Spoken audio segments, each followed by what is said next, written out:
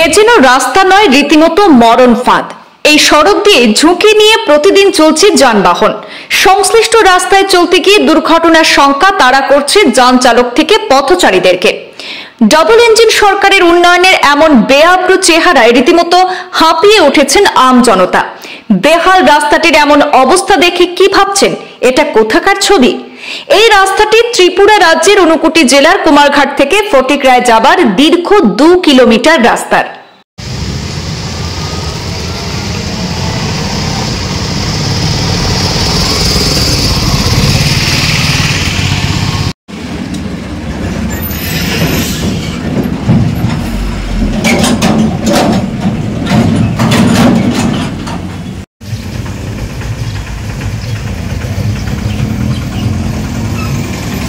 পাবিয়াছড়া বিধানসভা এলাকায় থাকা সেই ভঙ্গুর রাস্তায় এখন চলতে গিয়ে রীতিমতো অস্বস্তিতে পড়তে হচ্ছে সাধারণ মানুষকে।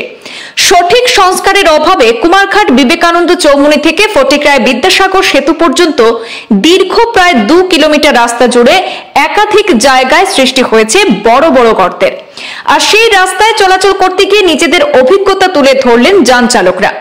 জনৈক এক ই রিক্সা চালক জানান, প্রতিদিন এই রাস্তায় ছোট বড় অনেক গাড়ির যাতায়াত। রাস্তার এই বেহাল দশায় সমস্যায় পড়তে হচ্ছে সাধারণ পথচারী থেকে বিদ্যালয়ের পড়ুয়াদের। বেহাল রাস্তার কারণে ধুলোয় ছেয়ে যাচ্ছে এলাকা। তিনি জানান, রাস্তার বেহাল দশার কারণে নষ্ট হচ্ছে গাড়ির যন্ত্রাংশ।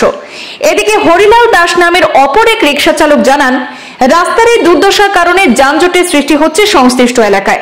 মাত্র কিছুদিন পূর্বে এই রাস্তার কাজ হয়েছে, শুধু ইট আর পাথর ফেলে দিয়ে দায়িত্ব সেরেছে সংশ্লিষ্ট কর্তৃপক্ষ। উপযুক্ত কাজ না হওয়াতে আবারও রাস্তায় ভাঙন দেখা দিয়েছে বলে অভিযোগ করেছেন। এখানে বড় গাড়ি চলতে চলতে রাস্তাটা ভাঙছে, এটা মেরামত করছে পরে দিকে আবার ভাঙছে, এইভাবেই চলতেছে। বর্তমানে ভাঙ্গা আছে, যাইতে অসুবিধা হয়, দাম লেগে জায়গা ওইটাই। এটা কুমারঘাট ফটিকরায় মাস 15 দিন এরকম হইব। ভাঙছিল, বানাইছিল, আবার ভাঙিয়ে গেছে। আর তো এটা ইট ফালাইছে, ইট পাথর দিছে, দিয়া সেটা বানাইছে, আবার ভাঙিয়ে গেছে। এটা নতুন করে আবার বানাইতে আর কি। প্রচুর গাড়ি চলাচল করে, ওই দেখতেছেন বড় বড় গাড়ি আইতেছে যাইতেছে, বড় বড় ভাতরের গাড়ি চলে, মাল গাড়ি চলে, বড় বড় গাড়ি টাড়ি চলে।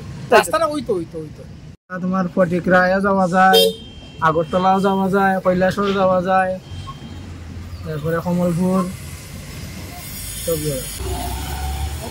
বাংছে। এখন গাড়িও আইতে অসুবিধা, এবারে ধুলা, এবারে মনে করো স্কুলের ছাত্র আইতে এটা কষ্ট হয়, জাখনি খায়। পুরা রাস্তাই ফাটি গেছে, পুরা রাস্তা ফাটি গেছে। কাজ তো করতে হবে, বেশি বছর মনে করছে, বেশি বছর রইব, বেশি বছর কাজ করার মতো এবার ফাটি যান দিয়ে গাড়ি প্রচুর। এটা দিকেই বেশি, কাঞ্চনবাড়ি, এবারে কৈলাসর, ওইটার মধ্যে গাড়ি বেশি সব সময়। ঠিক হইলে তো বলা, আমরাও বলা গাড়ি চলাচল ভালো হইব, গাড়ির ক্ষতি হয়। তো চাকরির লোকে মনে করো আবার হোল্ডিং করা লাগে। এই রাস্তাটি কুমারঘাট পূর্ত দপ্তরের অধীনে রয়েছে, কিন্তু দীর্ঘ 1 মাস ধরে রাস্তার এই দুরবস্থা থাকলেও এর হাল ফেরাতে এখনো তেমন কোনো উদ্যোগ নেই সংশ্লিষ্ট কর্তৃপক্ষের বলেই অভিযোগ। এই বিষয়ে পূর্ত দপ্তরের সড়ক নির্মাণ বিভাগের আধিকারিক দেবাশিস দাসকে জিজ্ঞেস করা হলে তিনি জানিয়েছেন, এই কাজের জন্য সবেমাত্র খোলা হয়েছে টেন্ডার, এখনো পর্যন্ত চূড়ান্ত হয়নি কিছুই। ফলে কবে পর্যন্ত এই রাস্তার কাজ শুরু হবে তার নিশ্চয়তা নেই। রাস্তার পাশে জল নিষ্কাশনের ব্যবস্থা না থাকার ফলে প্রতিনিয়ত এভাবে রাস্তা ভাঙছে বলে জানান তিনি। সবকিছু ঠিকঠাক হলে চলতি বর্ষার আগে রাস্তার নির্মাণ কাজে হাত দেওয়ার কথা ভাবছে দপ্তর। রাস্তার এই দশায় প্রতিনিয়ত সেই রাস্তায় ঘটছে ছোট বড় নানান দুর্ঘটনা। এই পরিস্থিতিতে কবে সংস্কার হবে রাস্তা তার কোনো নিশ্চয়তাই নেই। ত্রিপুরায় ত্রিদলীয় জোট সরকার এবং শাসক দল একদিকে যখন রাজ্যের ঢালা উন্নয়ন হচ্ছে বলে নিজেদের কর্তৃত্ব জাহির করতে মরিয়া, ঠিক তখন রাজ্যের গুরুত্বপূর্ণ এমন অনেক সড়কই প্রয়োজনের স্রোতে ভেঙে চৌচির হচ্ছে বলে অভিযোগ। এক কথায় উন্নয়নের গঙ্গা প্রাপ্তির দৃষ্টান্ত যেন তুলে ধরছে ত্রিপুরার এই সব ভগ্ন রাস্তা।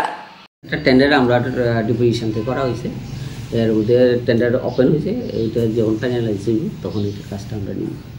এটা এইখানে বিবেকানন্দ চৌমুহনীতে ফটিকরায় ব্রিজ পর্যন্ত অ্যাপ্রক্সিমেট 2 কিলোমিটার। সমস্যা তো আরও আগের দিয়ে হয়ে রয়েছে। তো এখন আমরা এটা টেন্ডার ফাইনালাইজ হয়েছিল পরে এটা ধরুন, এটার মেইন সমস্যা হইতেছে যে ড্রেনেজ সিস্টেমটা ভালো না। ড্রেনেজ সিস্টেমটা ওইদিকে যদি মানুষজন ওই জল যাওয়ার ব্যবস্থাটা সুযোগ দেয় আমরা, তো জল যাওয়ার ব্যবস্থা থাকলে পরে রাস্তাটা ভালো হইব এবং এইটা অনেক দিন তখন টিকব। কিন্তু আমরা তরফ থেকে এটা খুব ভালো করার চেষ্টাই করা হইতেছে। এটা হয়তো বা আমরা মার্চের মধ্যে হয়তো ফাইনালাইজ হয়ে যাবে, মনসুনের আগে হয়তো আমরা কাজ করতে পারব যদি এটা সব ঠিকঠাক থাকে।